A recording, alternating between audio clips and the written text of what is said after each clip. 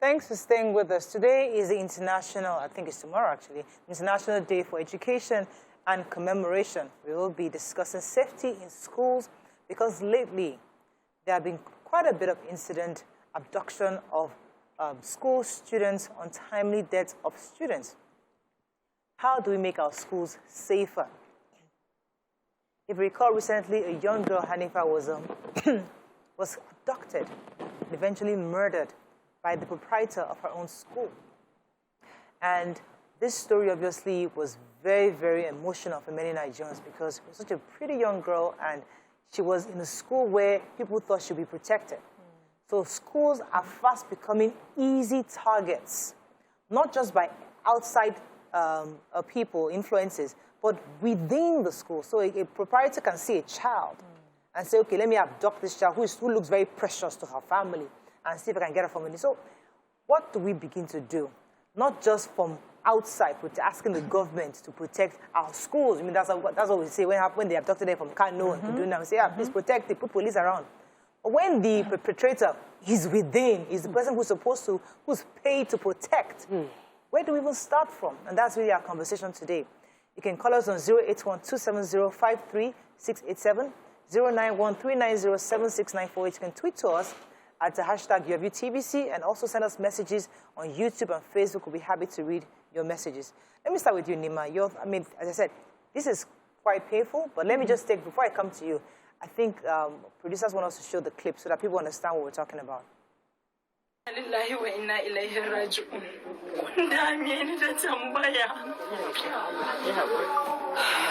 A lokacin kowa ya tsorata saboda bakwai na dare ya ci.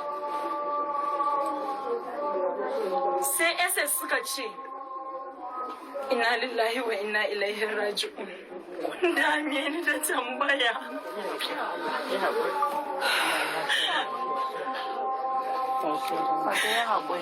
Haka dan uwana ya je ya kai wannan kudin. Lokacin da zai tafi sai ya gaya min wata kalma da ta girgiza ni.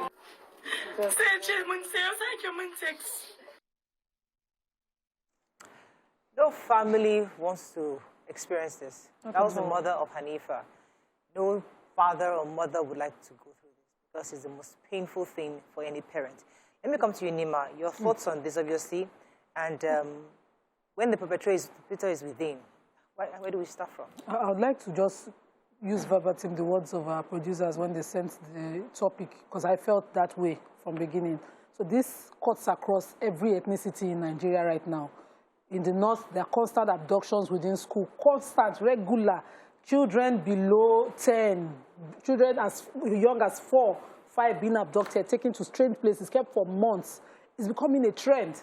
And in the south, too, we're dealing with bullying, cultism, sex for marks. Everywhere you have issues happening everywhere. We need to bring back the system of supervision and regulations within school.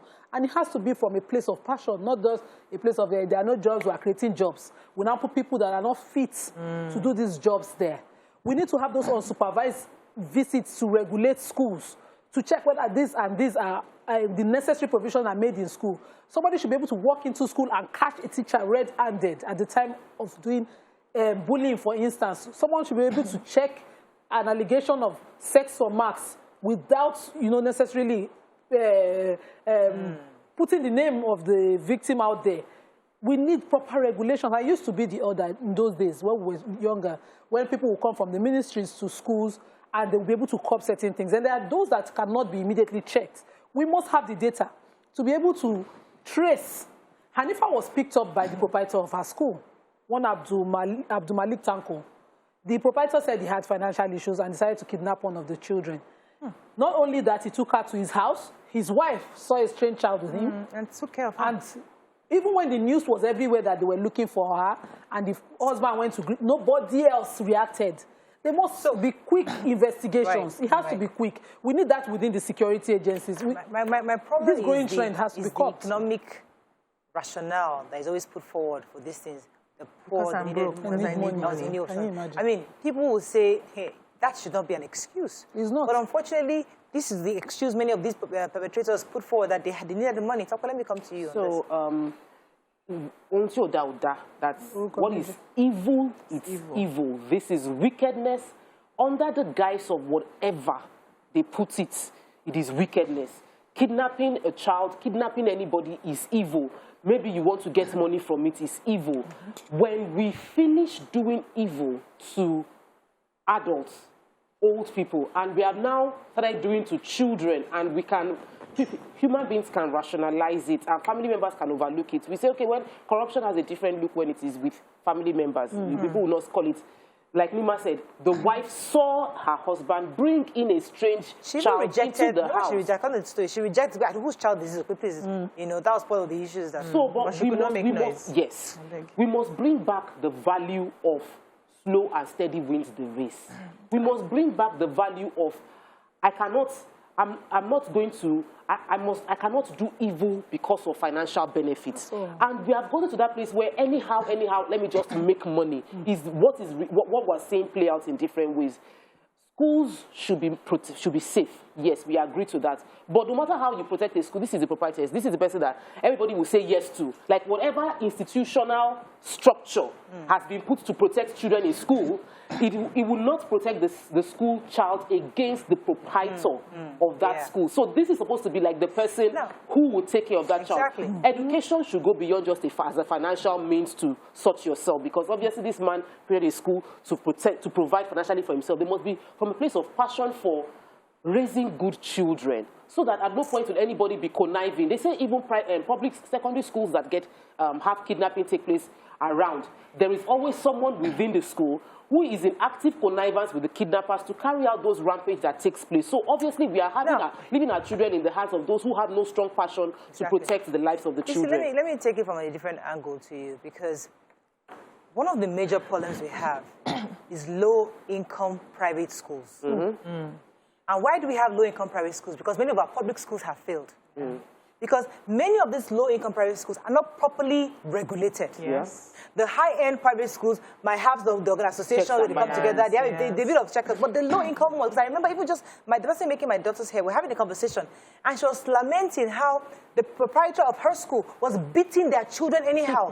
One of her friends had to remove the child from school because they almost killed this. In fact, the child fainted. Now, because it's your school. So the woman, I don't blame her. It's her school. It's not because they're public school. It's not. But I'm trying to tell her, I'm trying to make her understand that public schools don't beat children again in this Lagos. So the issue is that the reason why Hanifa is going to that school that is not properly regulated is because our public schools have failed. Yes. So, and aside from that, our public schools do not have nursery schools. It starts from primary. Yes. Yes. They have reception, I think. No public schools have reception. It starts from primary one. And because of the nature of jobs that we have now, people need to go out and hustle for a living. They need to keep their children somewhere. So they resort to these, low-income nursery schools. The advice would be, now, I wouldn't know how to put this so that it won't look like because you have raised your children past this level, you're not advising people. I know that abroad, they don't take in children just like that. You need to get to a certain age before you're admitted into primary school. At some level, can we start rethinking homeschooling? At that level, is it possible? Because the children we're now going to give to proprietors and proprietresses who are supposed to naturally be nurturers, for you to gather children together, is not because you just want to make money, it's because you feel the need to nurture other people's children. You have a large heart. Now we're now seeing that proprietors, even themselves, can kill these children for money. So we already have a problem in the society that cuts across. Can we start rethinking homeschooling them till they are 6, getting ready for primary school, and then we find ways to put them in public schools? Because for public schools, they are quite large in number, but you see that people coming, it's not something you can do and get away with. Most of the issues of abuse and bullying and death are mainly from private schools, not public schools. You don't really get away with those sort of things in public schools because they are open, they have access, any government official can walk in at any time. So for me, they are still even better protected, apart from the sight of the banditry coming in and all of that. Can we start rethinking that? Also, the method of punishing people who do this is too lackadaisical. It's too soft for my liking. It's too slow. It's too soft for my liking. We need to deter people for real. We need to put measures in place that you do this sort of thing, we take you out. So anybody who is caught doing this, you know your fate already. There's no court, there's nothing. Till we get to a place where we are mature enough to handle following processes. We are not matured enough to handle it. Thank you. Let's not use Oyibo style to be killing ourselves here. We need to put, Nigerians are naturally tough people. Yeah. You need to use toughness to handle them. When we now get to that level where we can reason together, we start reasoning together. Now we're trying to reason together with people who are not reasoning. We don't have checks to ensure that these people who run schools, teachers, are psychologically tested. A lot of adults are going around with trauma, which they carry and put on top of your children. You are busy, you are not even paying attention, you don't know what is happening. So the problem is just enormous, and we need to start fixing it one at a time. We can start with this punishments to ensure that you think about it twice before you do something. But now, let's go into, because remember we still have this issue of Doan. Doan is a private school. So you talked about it earlier. Bullying. I mean, so we have various problems. The low-income schools, we have the issues we have there. The higher-end ones, we have kids bullying each other. We have issues of cultism, very, very prevalent in the southern parts of the country. So what approach? I mean, you said that homeschooling. I was thinking that homeschooling is about to be a foreign concept. The reason why is because you've got an educated person that can homeschool now. Isn't that really what do they need to learn at that age? What do they need? No, at that age, they just need to understand their environment. Even in Montessori, that's what we teach. We don't teach anything exceptional. It's for them to understand environment, understand how to take care of themselves, how to use it and all that. And every mother naturally is a teacher. Whether it's your local language or it's English, it doesn't matter. You can teach that child to that level. Okay, let me come to you. So this is why I think, we say this thing all the time that, government's business is not to do business. Government's business is to create an enabling environment. Any capitalist system, unregulated, this is what you get. So how does a person get the license to start a school? Even if we have a deficit in our public schools, how does a person qualify to start a school? That person has, so who is checking that person? Who is giving that license to start a school? Does the person just wake up one morning, one night, and start a school? Somebody has to approve how the person gets their license. Somebody has to follow up to see whether the person came to answer question, yes, I'm good. Or the person is actually doing that. There should be a standard. Obviously, Kwesili did a reform at the time. Such standards will be set for private schools to see that the people are constantly going through that. The government can also make sure that they're doing training for them. If they are not nurturers, they were businessmen, get their minds into nurturing and mentoring. That's what schools are about. I was unfortunate to come across a school for my children, and I noticed that the owners of the school know nothing about mentoring. They're just running a school. Monday afternoon, Monday to Friday, morning, afternoon, night. They're just running a school. They don't know. You cannot get, a feedback about a child that is in their care. Imagine. Let me go on a quick break. When we come back, we continue this conversation. Stay with us. We'll be right back.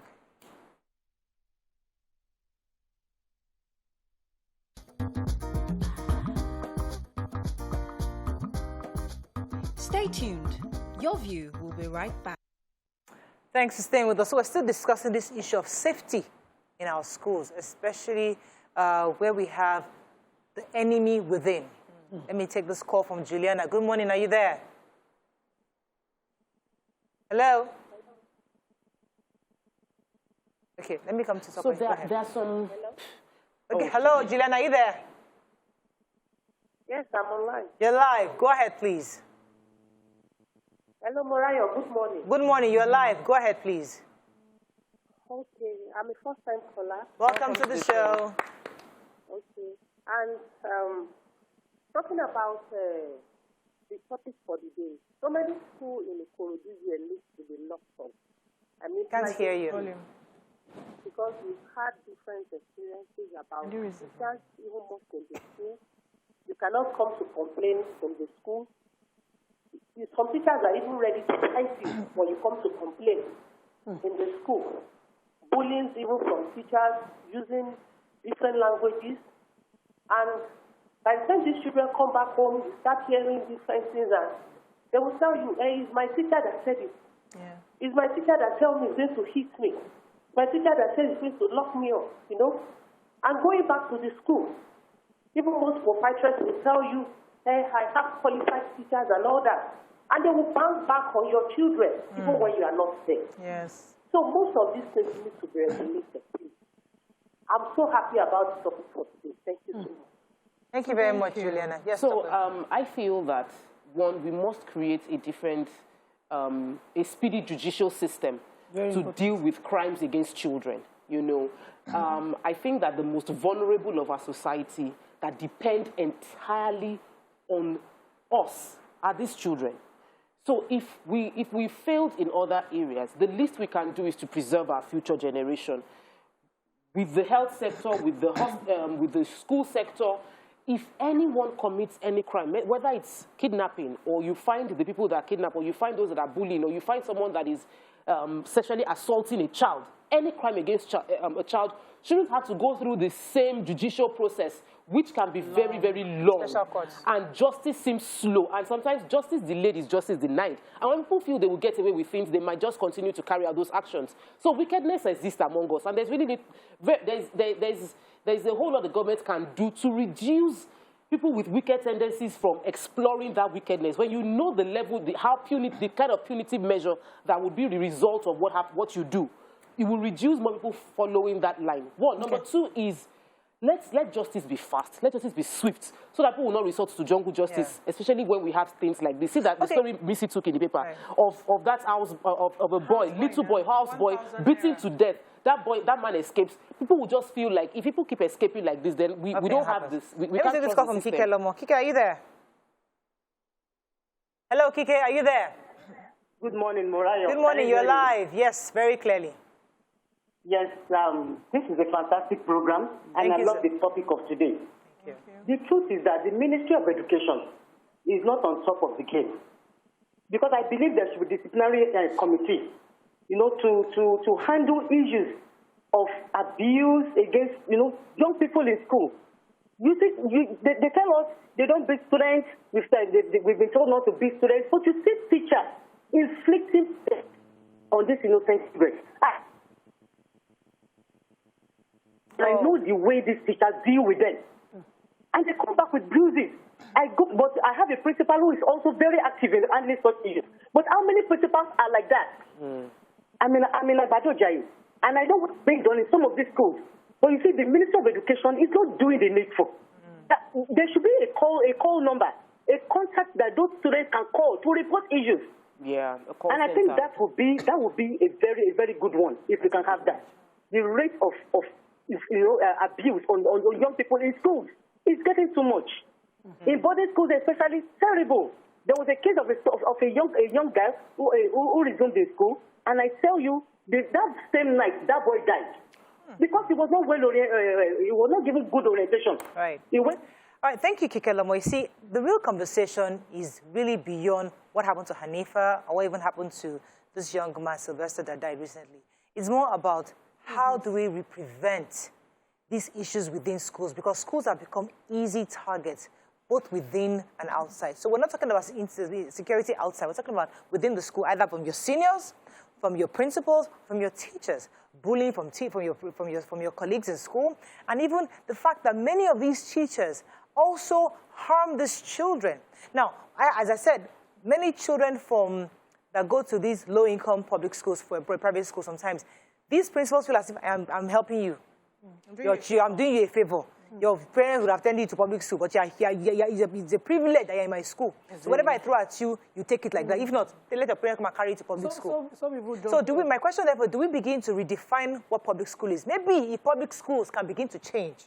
Maybe many of these... cancel out the low income. Maybe we can cancel the low, and even the high income schools too. Maybe some of them are not properly recognized. I'm not going to say in all areas in Lagos State. In some areas within Lagos State, you already have public schools that outdo the private schools there.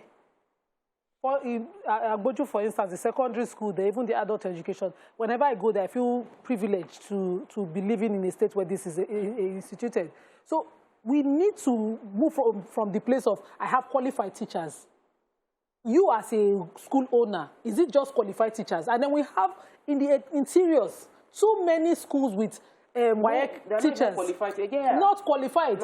Anybody that just loses a job then becomes a teacher and does it over a period of time and starts to say, I have the know-how. How many children have you nurtured? Somebody should be checking.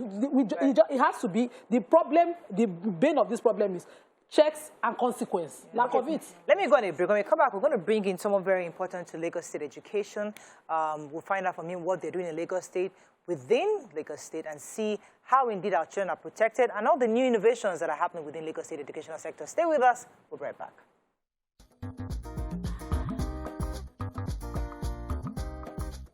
Stay tuned. Your view will be right back.